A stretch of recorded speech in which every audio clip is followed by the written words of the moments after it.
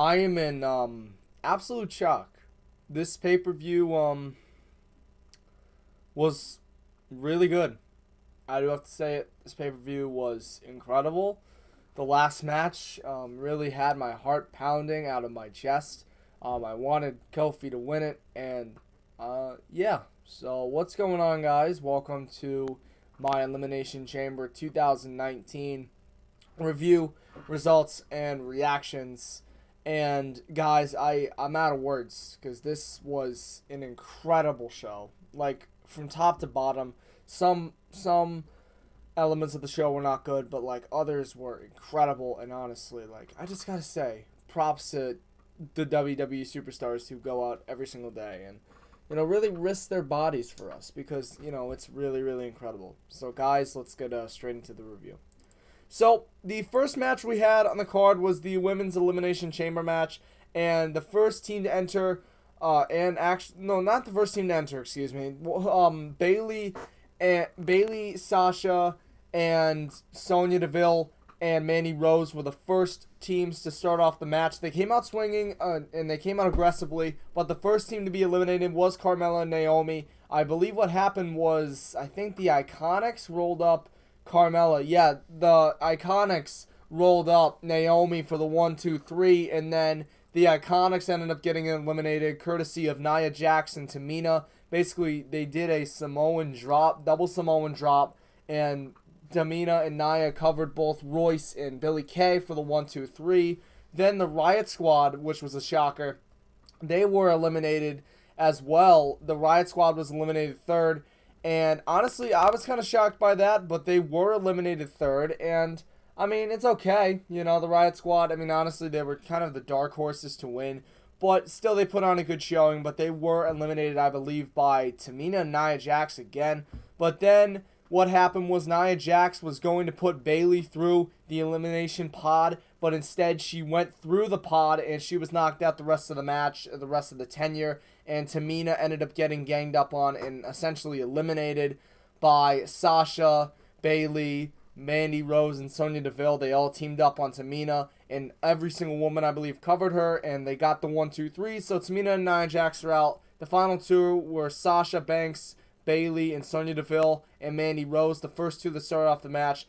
And some spots that I have to mention was basically what happened was Mandy Rose was on the top of the cell with Banks and Bayley, and what happened was Bayley fell off the cell with Sonya Deville, and then Sonya Deville drove Bayley right into one of the supporting poles for the chamber, and it looks like it hurt, man. Like, oh my goodness. It really looked like it hurt. And, yeah, and then Sasha was driven as well by, I believe, Mandy Rose, and it was actually really cool because they ended up getting the win, and Sasha and Bayley are your first women's tag team champions, and they said that there's more to come. So, I mean, good for them. They really did great, and yeah. So, then the next match we had was the SmackDown Tag Team titles. The Miz and Shane McMahon taking on the Usos, and the Miz actually came out first to announce that he was going to be having his second child with Maurice, which was an awesome announcement. And then obviously, Shane McMahon came out, congratulated the both of them, and they went to do their business. This match was really good as well. I mean, honestly, I really liked how the Usos constantly deliver, and the Miz and Shane McMahon really showed emotion in this match. And one spot that I have to mention, though, was, I believe it was Jay Uso, I'm going to say, or Jimmy, I don't know which one it was.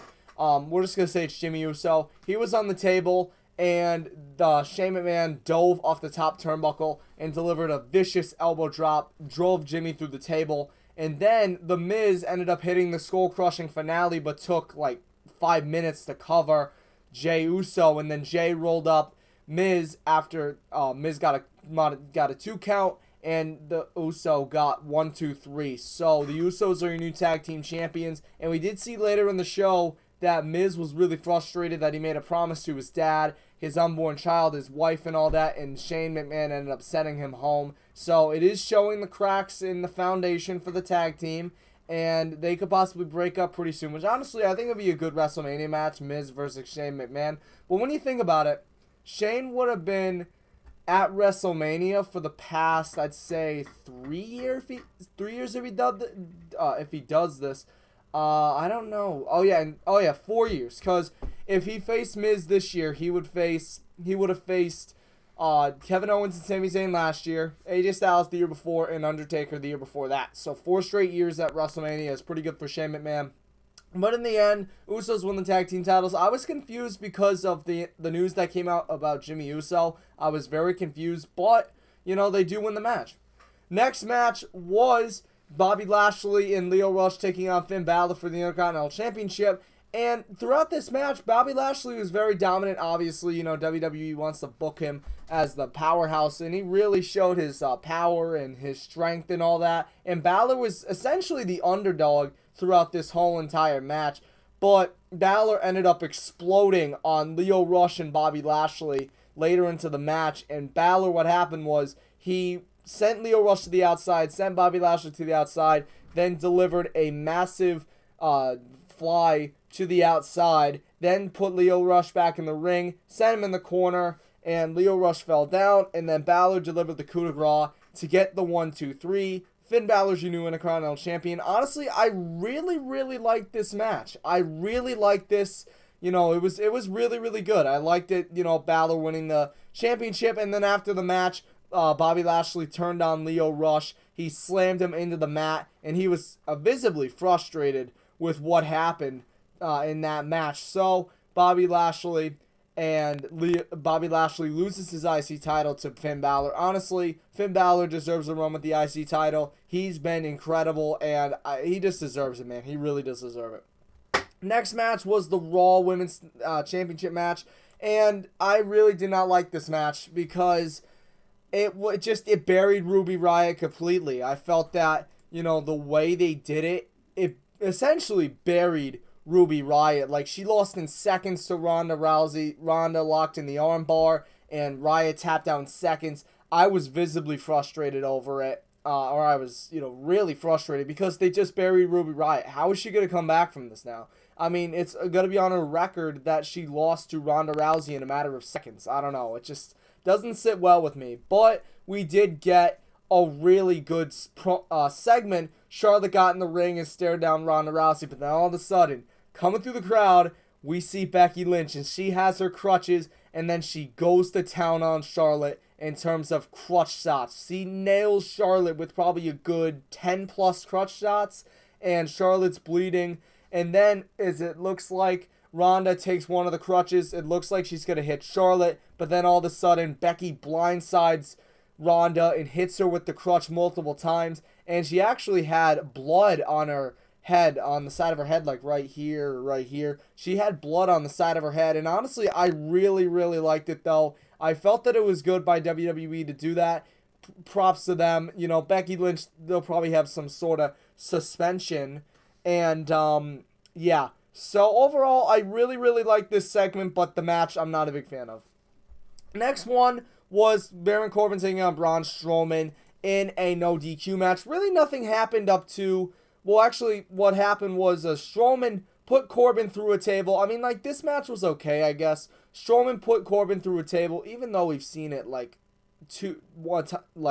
or two times already. We don't need to see it a third time. Anyway, what happened was Strowman put Corbin through a table, and then all of a sudden we hear McIntyre's music. Drew McIntyre comes out, and then Bobby Lashley from behind blindsides Braun Strowman, and there was a Claymore kick delivered by Drew McIntyre, and then what happened was Corbin, McIntyre, and Lashley set up steel steps and 2 tables, and they delivered a shield bomb through the table. I mean, I'm going to call it the shield bomb, whatever, go at me in the comments, I don't care.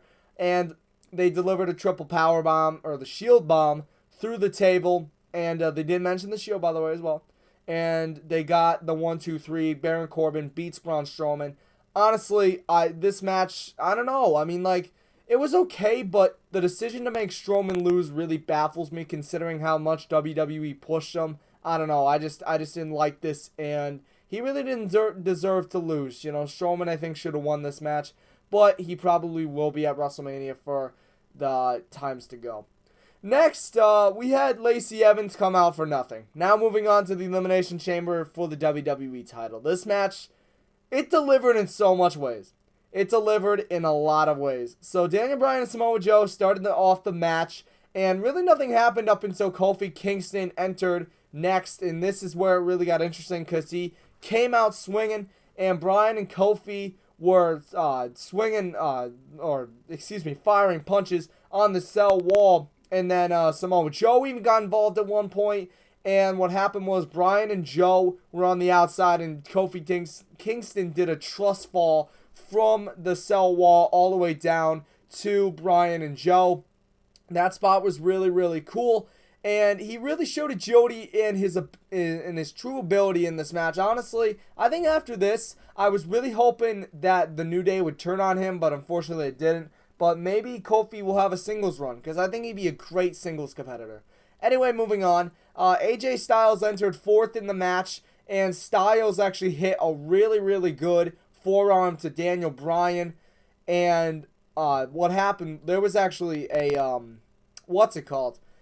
Yeah, he hit a springboard forearm to Daniel Bryan, who was climbing up the cell. And then Samoa Joe got eliminated. I believe it was a phenomenal forearm by Styles. He eliminated Samoa Joe, which, I mean, I wasn't really happy about, because honestly, Joe is getting his talents wasted in the WWE. I don't know why he's still there, but you know what? Maybe he's getting paid a lot of money. I don't know. But I really didn't like it because Joe was eliminated first. I felt that it really kind of killed any momentum that was for Samoa Joe. I didn't like it. But then Jeff Hardy enters next, the stuntman. And there was actually a really nasty fall. Hardy and Styles were on the turnbuckle, and I think they both slipped. I don't know if it was planned or not, but they both fell, and it looked like Styles hit hard as well.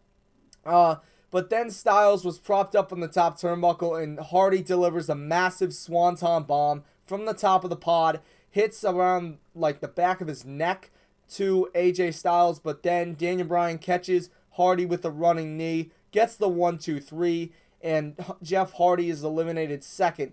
Next, we have Mr. Randy Orton come out, and Orton really did good when he was out there. And there was a really good spot as well. He was going for the RKO, I believe Kofi Kingston, but Daniel Bryan came in, and Orton hit him with a power slam.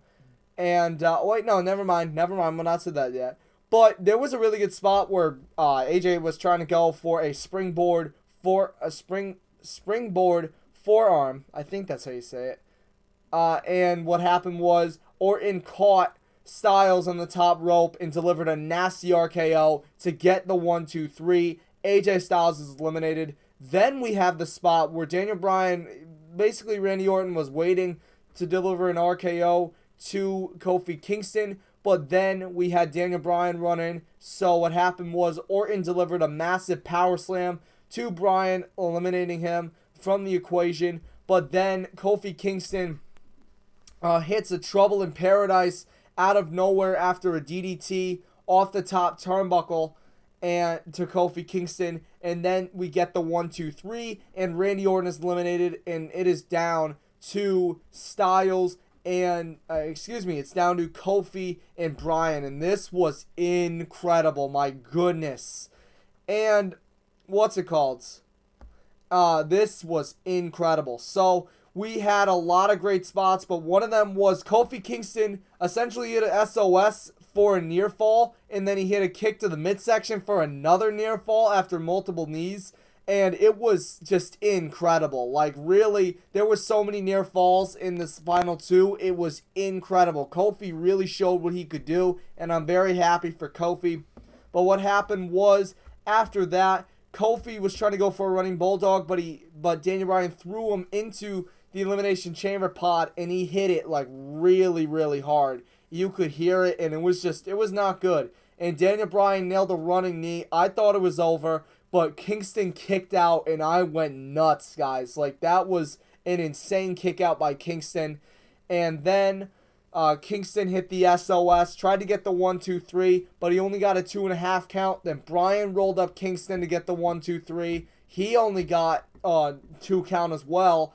And then Kofi Kingston tried to go for a dive off the top of the pod to Daniel Bryan after he was on the ring. Bryan moves out of the way and delivers a running knee for the win.